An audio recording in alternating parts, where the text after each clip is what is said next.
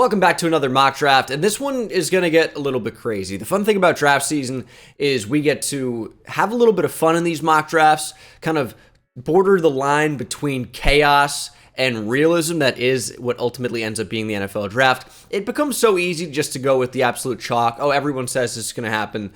Surely that's going to be what happens. And then the draft rolls along, and we totally don't expect most of what happens, right? So this one's going to be a little bit crazy. The combine is in the rearview mirror. We have a little bit of a clearer idea on some of these prospects and how the league might view them with some of the rumors that circulate around Indianapolis during combine time. We are privy to some of them when the leaks come out on Twitter and so forth. But this one's going to get a little bit interesting, and it starts with the team picking at number 1 overall, the Chicago Bears. I will be explaining all of these, by the way, as well, at least the ones that need an in-depth explanation. And this first one might a little bit, as I'm going to have the Chicago Bears trading down. That is what is heavily speculated at the moment. And the team I'm going to have moving up to that number 1 spot actually owned it for the majority of the year. It's the Houston Texans. And while we don't know the specifics of what the trade would actually be, here's where the Texans actually makes more sense to move up than you might think. So many people go, oh, the Texans are not moving up. They have the number 2 pick. Why would they trade up? They had the number 1 pick. They lost it to the Bears when they won a game in the final moments of the final week of the regular season. Why would they ever move up? Well, it's not just trading up because the Bears are going to take your player. That's not what this is at all. It is trading up to potentially block other teams in your division from trading up, like the Indianapolis Colts that pick at number 4. Texans are direct competitors of the Indianapolis Colts. Both teams could be looking for that number 1 overall quarterback, and if the Texans want to block the Colts from trading up, they might be able to do so by trading up before the Colts have the opportunity to, or by offering a more unique package, something that would be a little bit more enticing to the Bears, because the Bears don't have to trade all the way back to number 4. They move down only 1 spot. The Texans get their QB1 on the board, and the Bears pretty much have the entire rest of the draft board available to them, and they're probably not going to take a quarterback anyway. So my first move is having the Texans move up to number 1, and that is going to be for quarterback Bryce Young. I think he is the best quarterback in the draft class. It is definitely highly speculated that the Texans will take a quarterback in this year's draft.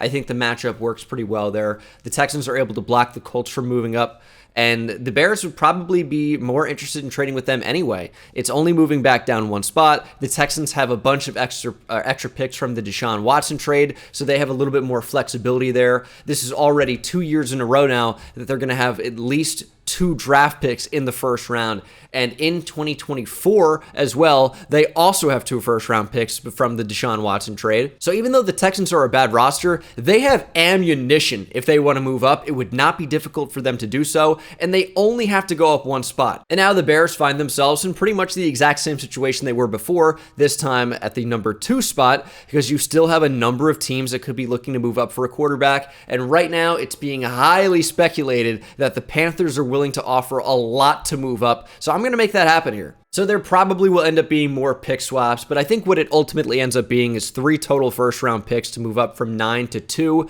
The Bears are able to get number 9, a first next year and the year after that, which seems like a lot, but this is pretty much the going rate when you have to move up all the way.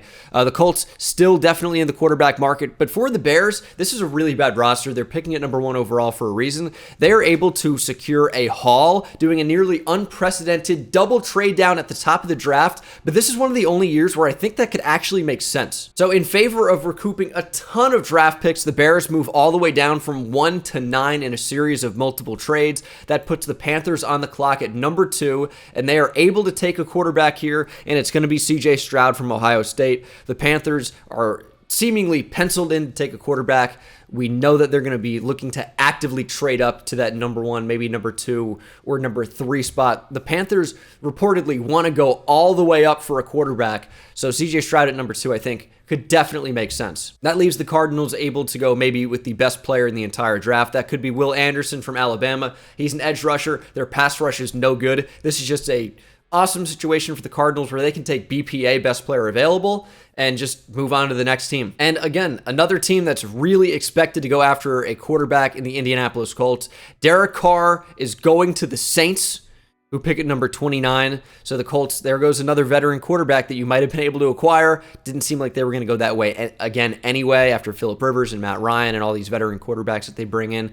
But the Colts at 4 can go QB, and it's the hottest quarterback name right now, Anthony Richardson from Florida. I've been hyping this guy up the entire year, as you guys know. I've made a ton of excuses for him, and now everyone's seeming to make those same excuses as well. But at that point, it's not about making an excuse. It's about just saying what I'm seeing. And the Florida receivers dropped the ball consistently. They couldn't separate. They couldn't get open. The heavy RPO offense really didn't do Anthony Richardson any favors, and he navigated it fairly well. This is just a young quarterback with limited experience, only 1 year of starting in Florida. Emory Jones was playing over him when Dan Mullen was the quarterback, or excuse me, was the head coach at Florida, going with his top quarterback recruit who transferred then to Arizona State, if I remember correctly. But AR is just one of the best players in this entire draft. Athleticism is at the very top of the entire draft, and there is a really good quarterback in Anthony Richardson. It's just about giving him the time to develop, and I think the Colts is going to be a good spot for that to happen. Tough to find a more Seahawks pick than Tyree Wilson. Super athletic, super big defensive lineman from Texas Tech. It just seems like a perfect fit with the Seahawks draft philosophy over the years, picking under John Schneider and Pete Carroll. Tyree Wilson is also maybe the best player available at this spot as well. So things just kind of align. And I know I'm saying BPA with Jalen Carter still available.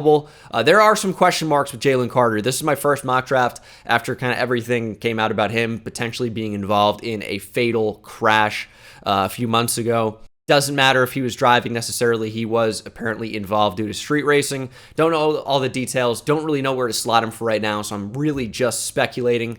And you'll see where his landing spot ultimately becomes in a little while. But Tyree Wilson, for those reasons, with Jalen Carter being kind of a question mark at this point, we'll call Tyree Wilson BPA. He goes at number 5 to the Seahawks, who also are apparently a big culture team. Doesn't really seem like a team that Jalen Carter would go to. Don't know if they want a repeat of Malik McDowell. Not saying it's the exact same thing, but there are some similarities. And an already hyped up player that I was already mocking to the Lions at this number 6 spot, really solidified his spot at the combine, was incredibly athletic, and just makes a ton of sense for the Lions here at number 6. I think this is a sneaky trade down spot if they don't see the value at corner. At number 6, they could definitely look to move down. Maybe teams looking to trade up for the top tackle, or even Jalen Carter, or Will Levis still available. Maybe the Titans say, you know what?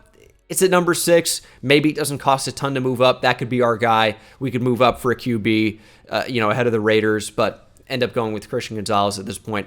And that leaves Will Levis available at number 7. I know a lot of people don't like Will Levis. Similar reasons to Anthony Richardson is why I would say give Will Levis a bit more of a chance. We've seen quarterbacks develop when it seems like they're incapable. He's playing in a really tough conference, lost his talent around him in Wan'Dale Robinson from the previous season, Darian Kennard.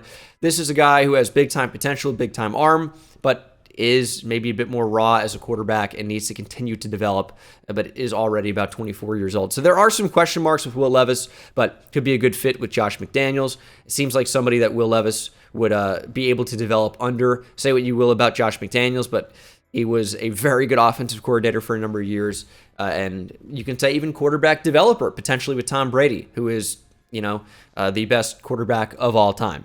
Now, is all of that on Josh McDaniels? No, but it could be said about his ability to help develop and keep a quarterback playing at the top of his game. Am I giving Josh McDaniels too much credit there? It's highly probable, in fact. Falcons at number 8. I am going to stop the Jalen Carter fall.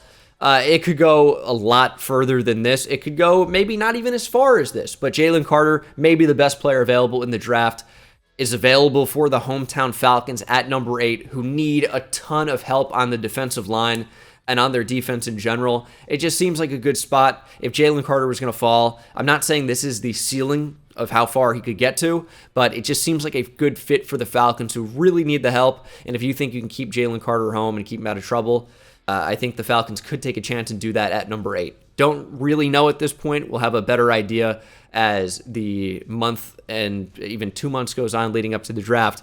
But right now for Jalen Carter, it's just a big question mark for me. I just don't know. And that puts the Bears at number 9. After 2 trade downs securing an absolute haul in the draft, the Bears now have 3 first-round picks in 2024, 2 in 2025. They're picking at number 9. They could get mid-round picks in that as well. The Bears could be set up for the future if they're able to capitalize on their draft picks. So that's why they're going to stay inside the top 10 and make a move now. And this is really going to come down to two players for me. I know you could talk about the receivers, maybe even a DB, although I think that's less likely. I think it'd either be an offensive lineman here, but probably a defensive lineman. The two that stand out to me, Lucas Van Ness from Iowa and Myles Murphy from Clemson. I think it's going to be Lucas Van Ness.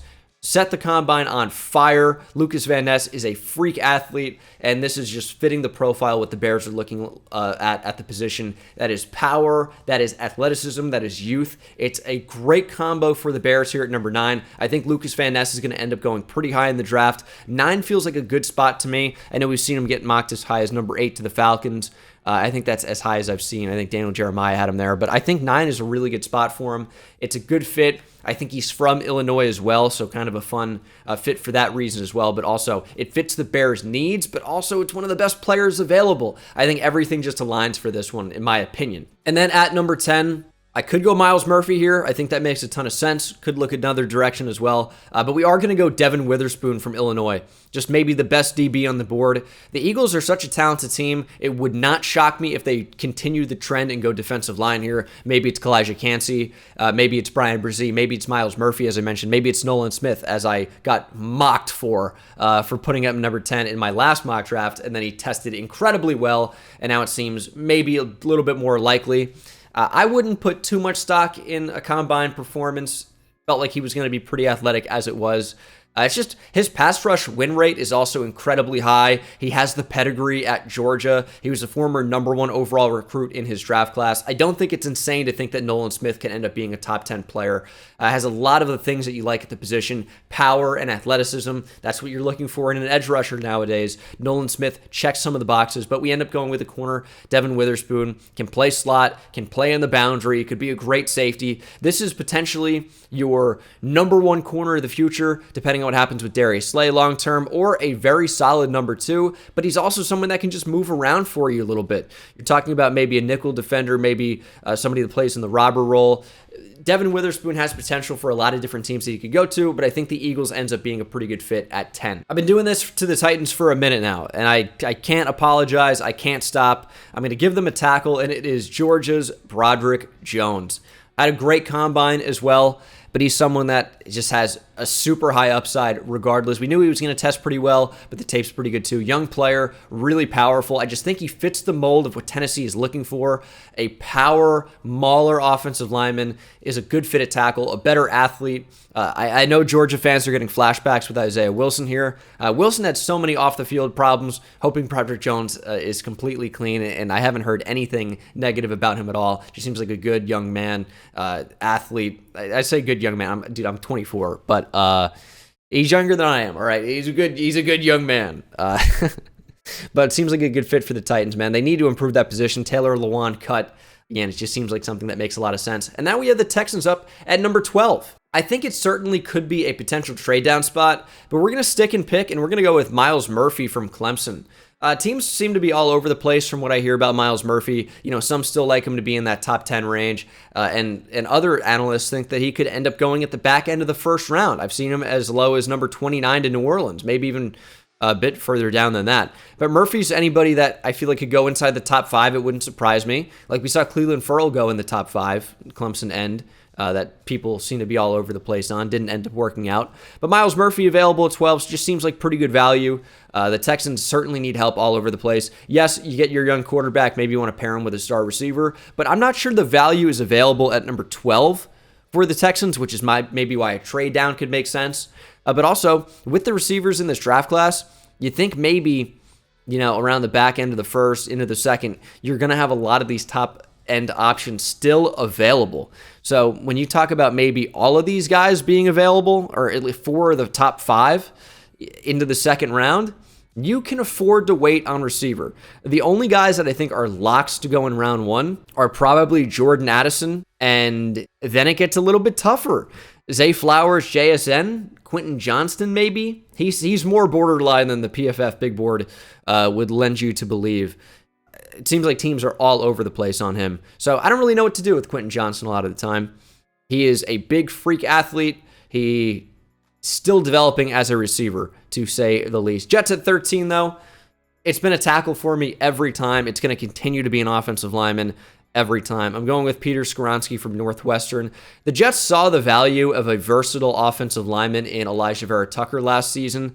Skoronski is a similar type of player. He has shorter arms, could potentially stick a tackle, could go to guard in a pinch, but he seems like someone who is able to stay a tackle and be good, in my opinion. Now, is his highest ceiling at guard? That's what we keep hearing because of the short arms. But I think he's technically sound enough where he can stay a tackle and be highly effective. And for the Jets, that's what they need. I thought about the Patriots trading down for a while. They do that pretty often at the back end of the first round. But here they are at 14, and Joey Porter Jr. is just sitting on the board. He fits the mold of what the Patriots love to do, which is play man coverage. Porter is the big, fast, strong corner that you look for in today's game. Super long arms. I think he's everything Bill Belichick's going to be looking for, and I just think the value is going to be tough for them to pass up at number 14. We know the Patriots get a little bit weird. Sometimes they take somebody that you're not expecting them to in the first round, but Joey Porter Jr. feels like don't overthink it. Fits your scheme really, really well. Fits the value on the board. This kind of seems like a no-brainer for New England. And then we have the Packers at 15. Now, I had the Packers moving down in this, and I will tell you why. One, because I think they can. They're not, going to be overwhelmed with anyone on the board. We know they're probably not going to take receiver anyway. So it pretty much comes down to me. Do you want to upgrade in your secondary with Brian Branch? Do you want to take a tight end, which you don't necessarily have to with every tight end still on the board? Do you want to take a tackle for the future? I think that's an underrated move that the Packers could definitely end up making. Definitely seems like something Goody would do for the Packers in that GM office. So I could see the Packers going a ton of different ways here, but as I mentioned, I am going to have them trade down. And I'm not sure it would cost a ton to move up only a spot or two. For the Steelers, I'm going to have them going from number 17 to number 15. For these, I wouldn't really focus too much on the return. I'm trying to make it close or comparable to what I think could happen, but you never know with these trades. Sometimes they're lopsided, sometimes they're not what you expect. Although that one, I feel like the Packers really, they're getting a little bit, but the Steelers are only moving up a couple of spots. So what do you really expect back? And why would the Steelers move up? Well, here's why. Top two tackles potentially are off the board, and maybe you don't even have either Broderick Jones or Peter Skoronski as a top tackle. Maybe Paris Johnson Jr. is a top tackle on your board. The top couple of guys are already gone. You have a couple of teams moving up that could potentially be in the market for a tackle like the Commanders, although I know you got Charles Leno. Is he really your franchise left tackle? Not sure that he is. You could opt to go a different way. Sam Cosmi in there as well, I think, is a good young option at right tackle. But you could have teams potentially moving up for a tackle or taking one. I think the Patriots could be one of those teams who would take a tackle, but had them going a different direction with Joey Porter Jr. on the board. But the fact of the matter remains is that after these top three tackles, there seems to be a bit of a drop-off. So with Paris Johnson Jr. just hanging out, Steelers make a slight move up and grab him before anybody else can. Mike Tomlin really been checking out the tackles. We saw it at the Senior Bowl. Last year, he was really checking out the quarterbacks, took a quarterback. I don't know that it's a smoke bomb or a smoke screen, I should say.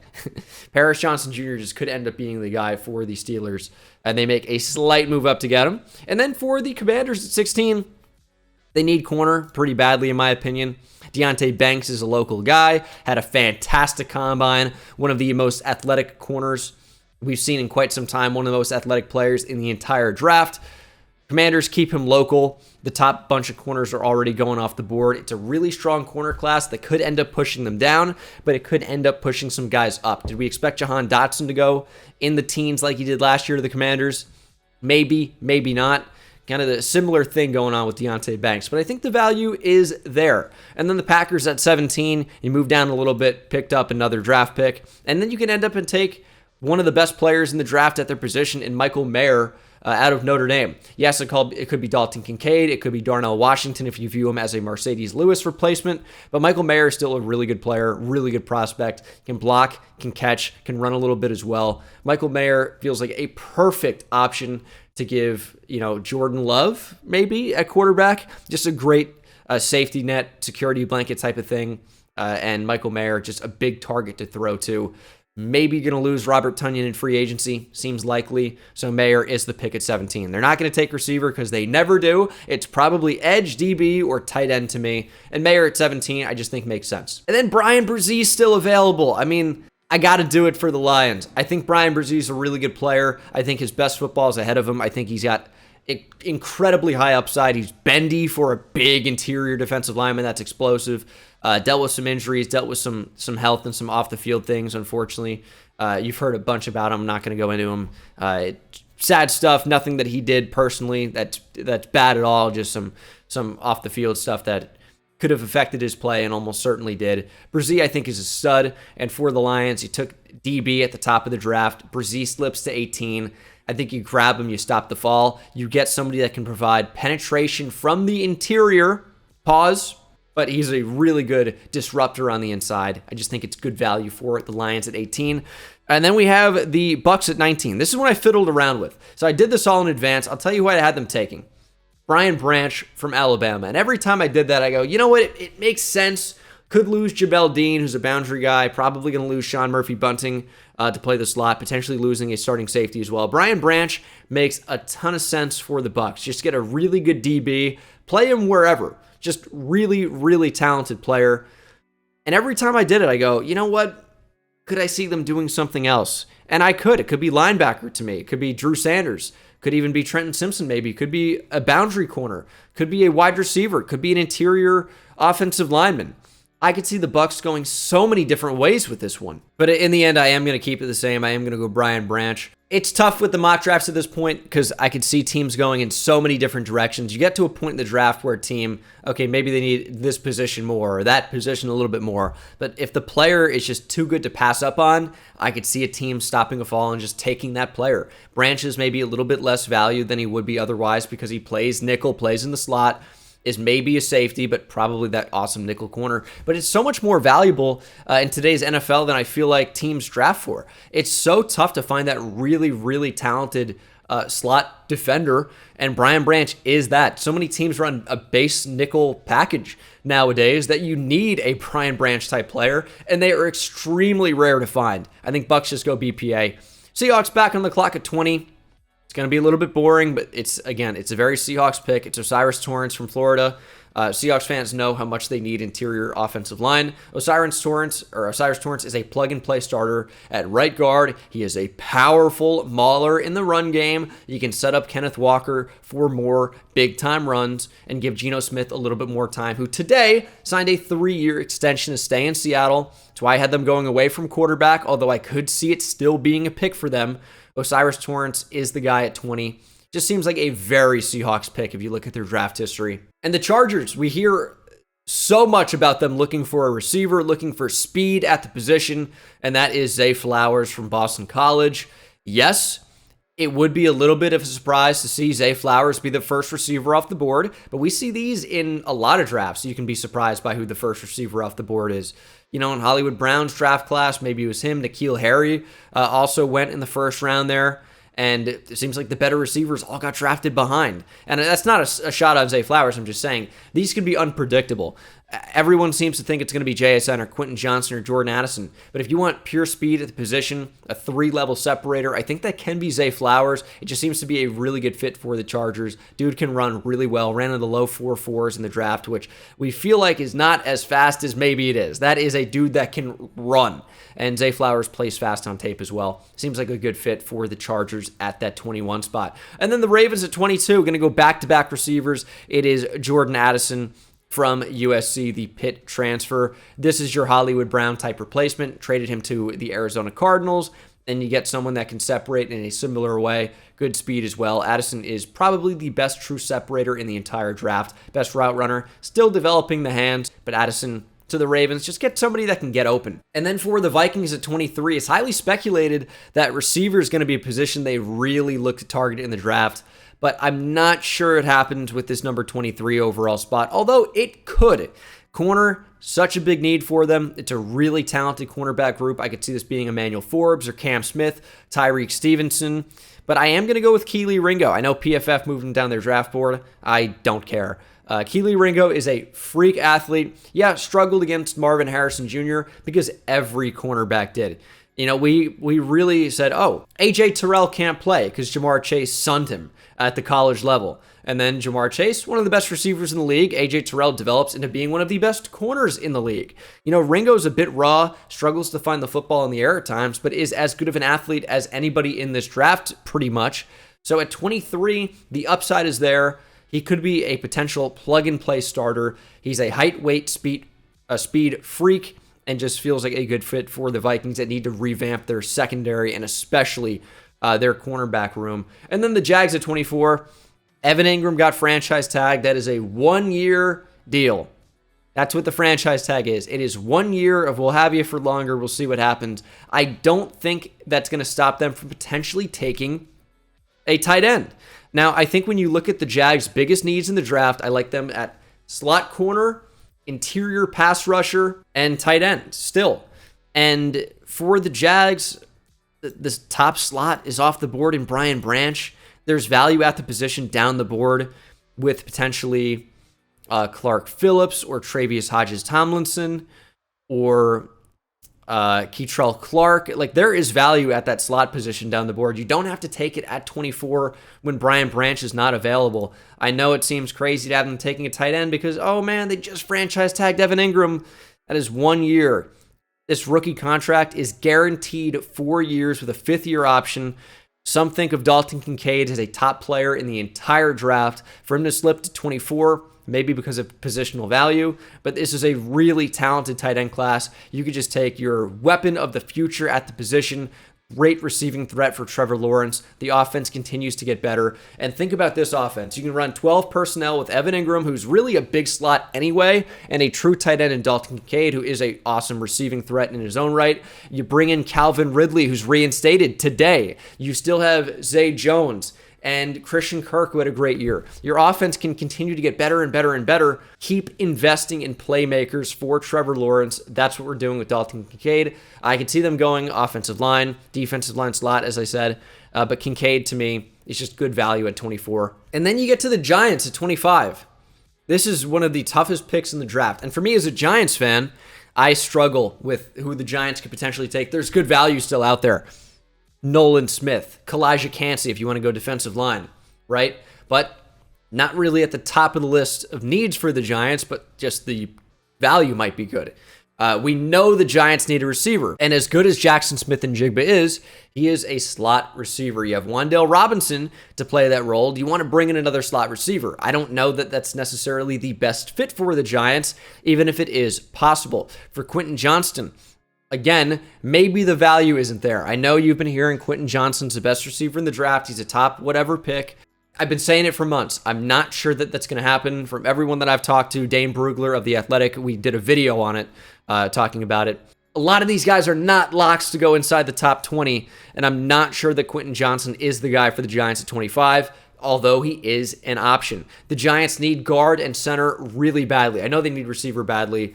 Still working on Saquon Barkley and Daniel Jones. At this time, I don't know what the future for them holds on the Giants. DJ could sign an extension. Saquon could get tagged. Saquon could walk. Daniel Jones could get tagged. A lot of different things could happen. Maybe even Bijan Robinson at 25 is an option, even though if it feels unlikely. The Giants really need corner. They need linebacker. They have needs all over the place. All over the place. This could even be a safety, although I don't think the value matches up. In the end, I am going to go with a corner. The Giants need it so badly. It's going to be Tyreek Stevenson from Miami for me. Listen, the value to me, again, it works out. Stevenson's a guy who could go a little bit higher than this, and he is a big, physical, fast man cover corner that is so valuable in the Wink Martindale Giants defense. It's an attacking 3-4, and if you're going to blitz as much as the Giants want to, you need corners that can play press man coverage, and Stevenson is that. I struggled on this pick for a while. I could see it going a number of different ways. I went with a corner when the value at receiver, I think, is down the board. In the second round, if you can hit on Josh Downs or Tyler Scott, there is value down the board, a number of different players. I know everyone wants Quentin Johnston. I'm not sure if it's going to happen or not, so we're going a different direction. At 26, I have the Cowboys going with JSN. Plug-and-play slot receiver. Could be a tight end as well with potentially losing Dalton Schultz, but they need more weapons on offense. I know they said they want to run the ball more. Tony Pollard getting franchise tagged. Who knows what happens with Zeke? JSN can block. He's a plug-and-play slot receiver, as I mentioned. He is not the craziest athlete in terms of long speed, but is quick, is a great route runner, is great after the catch. Immediate value for Dallas that is still going to be highly competitive in the NFC. Bills at 27 is going to be somebody that I considered for the Giants, and that is going to be Steve Avila from TCU. One of the top players in this draft at his position. Either guard 1A or 1B. Could end up going the first round easily. The Bills need offensive line help. Steve Avila is the guy. And then for the Bengals, not going to overthink it. We're going tight end Darnell Washington from Georgia. Offensive line struggles, get another offensive lineman in Darnell Washington. But guess what? He's a freak athlete, can run, is twitchy, is agile, can catch the ball in traffic like a monster, is 6'7", 270. Washington's a freak. I had him in the first round for a while. It became too common to let him slip with all the talented tight ends in this class. Luke Musgrave was getting in for a while. I could see so many different things happening, but for me, right now, I'm putting Darnell Washington at 28. And then the Saints just got Derek Carr. Do we give him a receiving threat like Quentin Johnston? Do we give them an offensive threat like Bijan Robinson? Getting to the point where he might fall out of the first round. We're at 29. I am going to go Kalijah Cansey. They need an interior rush desperately. Cansey provides a lot of juice on the interior. Adetomiwa Adebawore makes sense here too. Adetomiwa had a combine to remember. It was unbelievable. They might have him listed at edge here, even though I don't really see him as an edge. I see him as like a 3 to 5 tech. So yeah, okay, I get it. Hybrid inside, outside, edge. But he's someone who is as much of a defensive tackle as Kalijah Cansey is, in my opinion, even though he did play outside at times at Northwestern. And then the Eagles at 30. The value's there. I'm going to go ahead and put in Nolan Smith from Georgia. Freak athlete. I'd be shocked if the Eagles came out of the first round without a defensive lineman. Just what they love to do. Nolan Smith, freak off the edge. Got hurt. That's why he's falling. And then at 31, I have the champion Kansas City Chiefs. And I do not have them making this pick. Even with Quentin Johnston on the board, I do not have them making this pick. I've got the Texans moving up a couple of spots from 33 to 31 to move back into the first round. And I know the Texans are not this great team, right? I know that they maybe would be looking to more so trade down than trade up, and I've had them trading up twice in this mock. But they've only traded up a couple of spots each time. Up one from 2 to 1 to get Bryce Young, and then up from 33 to 31 to take who? Quentin Johnston, get a big-time receiver for Bryce Young. That makes a ton of sense, right? And there are some other guys on the board. But no, this is going to be controversial, and it is what it is, right? Going to do it. I'm keeping Bijan Robinson in state, going from Austin to Houston.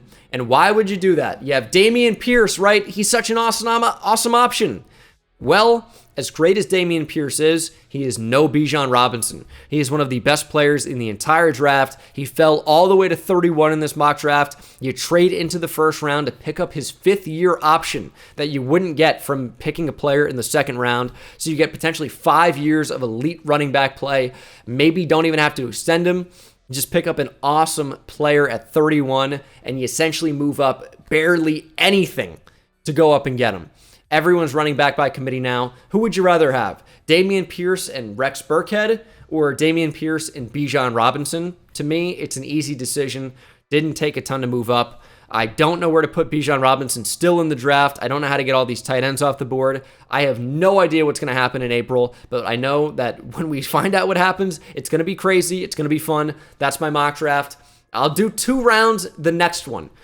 This is like the hardest year I've ever had with the mock drafts. I have no idea what's going to happen. Jalen Carter was another variable. Getting Bijan Robinson into the first round is another variable. I could see him going inside the top 15. I could see him going in the top 31. It is a big range. So that's going to do it for the video. Hit that subscribe button if you're not subscribed already for more draft content as we approach the NFL draft and even after as well. And I'll see you in the next one. Take it easy.